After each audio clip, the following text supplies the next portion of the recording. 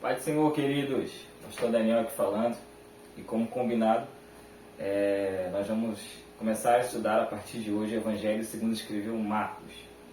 Não vai dar para falar sobre tudo, mas eu quero destacar algumas informações muito importantes para nós desse Evangelho tão maravilhoso, tão rico e tão edificante. É sempre bom entender que antes da gente começar a ler um livro da Bíblia, é importante a gente ler o que eu costumo dizer, o que vem antes, né? As informações, quem escreveu, por que escreveu, para quem que o autor escreveu, para que ele se endereçou. Então, todas essas informações são importantes. As visões do livro, todas essas informações são importantes. E eu quero destacar algumas informações desse evangelho aqui, segundo escreveu Marcos. A primeira coisa que eu quero destacar para nós, que é importante, é sobre o evangelho segundo escreveu Marcos, está inserido no que a gente chama de evangelhos sinóticos. E essa palavra, esse termo sinótico, ele vem de duas palavras gregas, que significa ver conjuntamente. Então, dessa maneira, tanto Mateus quanto Marcos e Lucas, eles tratam basicamente dos mesmos aspectos da vida de Jesus e de seu ministério. E dos evangelhos sinóticos, a gente aprende que Marcos ele é o mais breve, ele é o mais curto, né? Junto com Lucas e com Mateus. E a gente tem essa pergunta, né? E constantemente eu ouço e ensino as pessoas por que 4 evangelhos. Então, nós temos 4 evangelhos porque cada um foi escrito a um público diferente. Por exemplo, Mateus ele foi escrito para os judeus, para mostrar que Jesus é o rei e é o Messias prometido de todo o Antigo Testamento. Marcos ele foi escrito para os romanos, para mostrar que Jesus é o servo perfeito, servo sofredor, mas vencedor. Lucas escreveu para os gregos, para mostrar que Jesus é o homem perfeito. E João escreveu de uma forma universal, para mostrar que Jesus é o próprio Deus, é o verbo encarnado. Agora eu quero falar a vocês sobre o autor do Evangelho de Marcos, que duas coisas nos chamam a atenção aqui.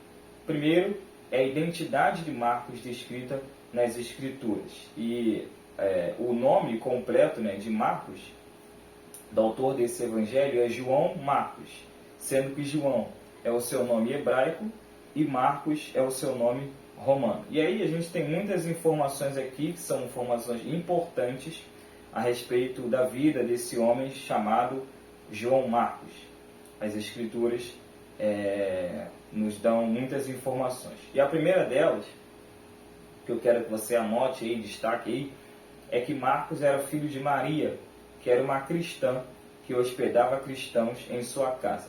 Se vocês lerem Atos capítulo 12, versículo 12, nós temos exatamente essa informação, que Maria, a mãe de João Marcos, ela hospedava crentes lá, aconteciam cultos lá, e a gente entende que Marcos ele fazia parte de uma família que era aquinhoada de bens, era uma família que costumava a compartilhar bens com outras pessoas, e Marcos também ele tinha essa familiaridade, né, com a igreja desde a sua juventude. A segunda informação que eu quero destacar para nós sobre a identidade de Marcos é que ele participou da primeira viagem missionária de Paulo e Barnabé. Se vocês lerem Atos capítulo 12, versículo 25, a Bíblia nos dá essa informação. Ele saiu de Jerusalém com Paulo e Barnabé e ele foi morar na cidade de Antioquia. E existem duas Antioquias na Bíblia, Antioquia da Psídia e Antioquia da Síria.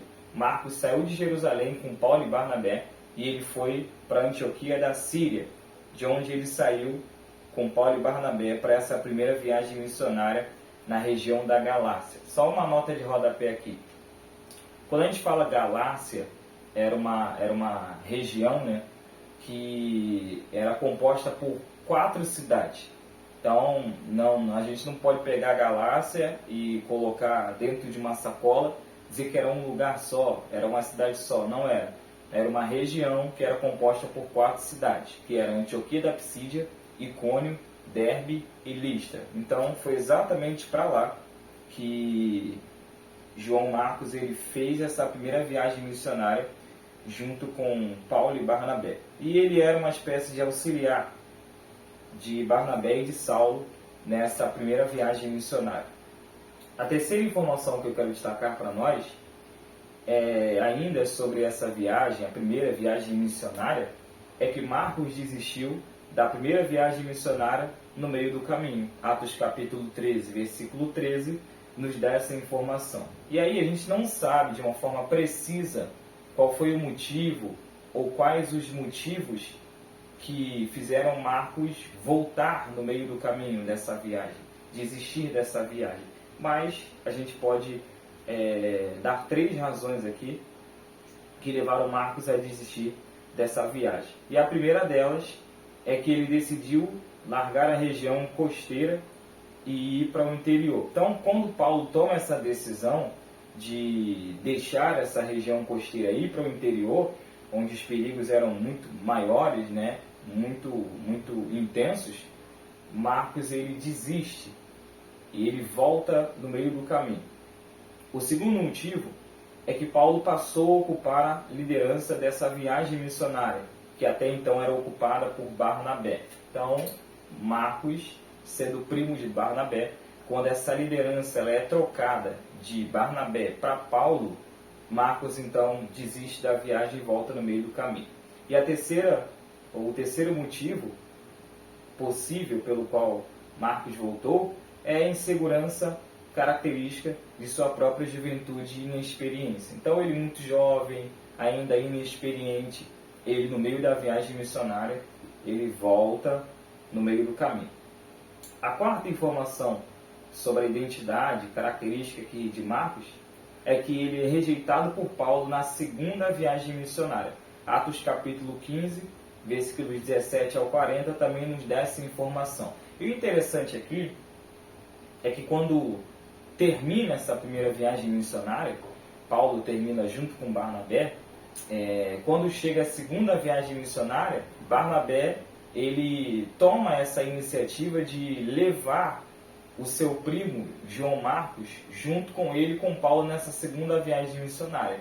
E aí Paulo diz, não, ele abandonou a gente na primeira viagem missionária. Ele voltou no meio do caminho. Então, nessa segunda viagem missionária, ele não vai com a gente. E aí há uma desavença ali entre Paulo e Barnabé, uma desavença tão grande a ponto de deles se separarem, né? Barnabé segue o seu caminho e Paulo também segue o seu caminho.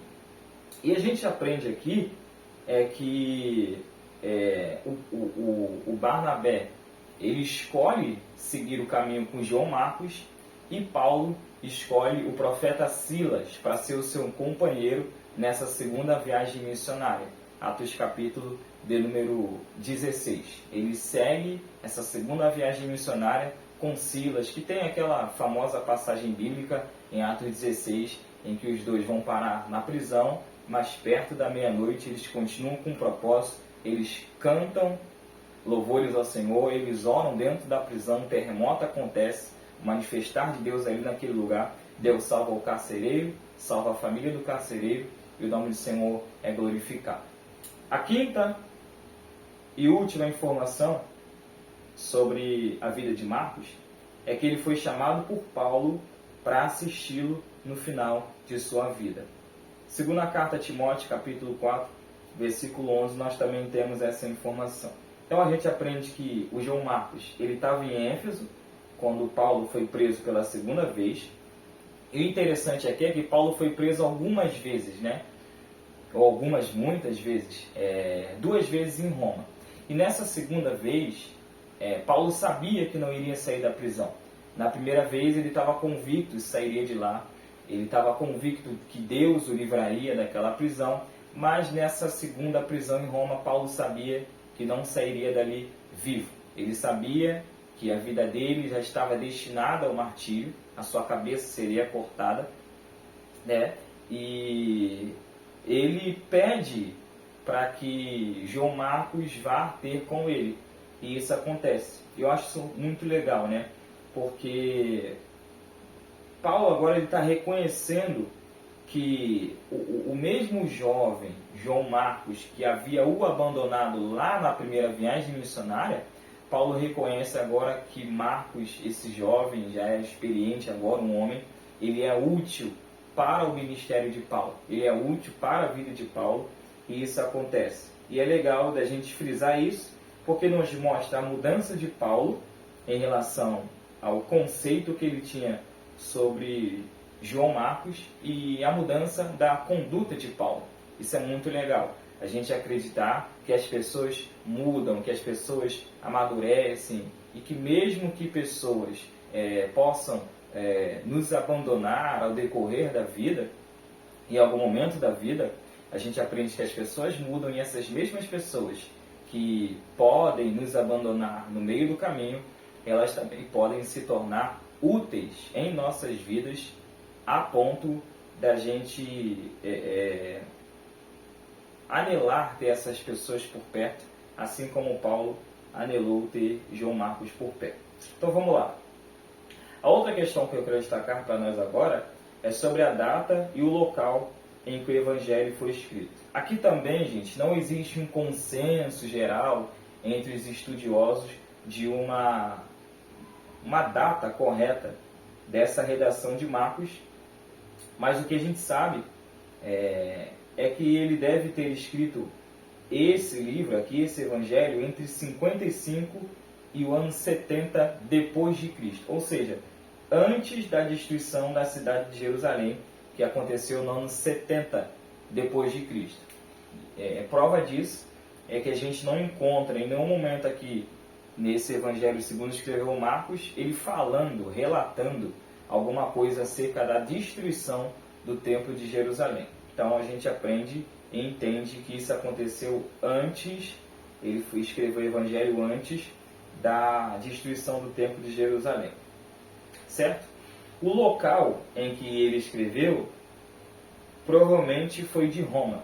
Da cidade de Roma ele escreveu esse Evangelho aqui, entre a primeira e a segunda viagem missionária. Para quem Marcos escreveu o Evangelho? Isso é importantíssimo entender. Para quem que ele escreveu?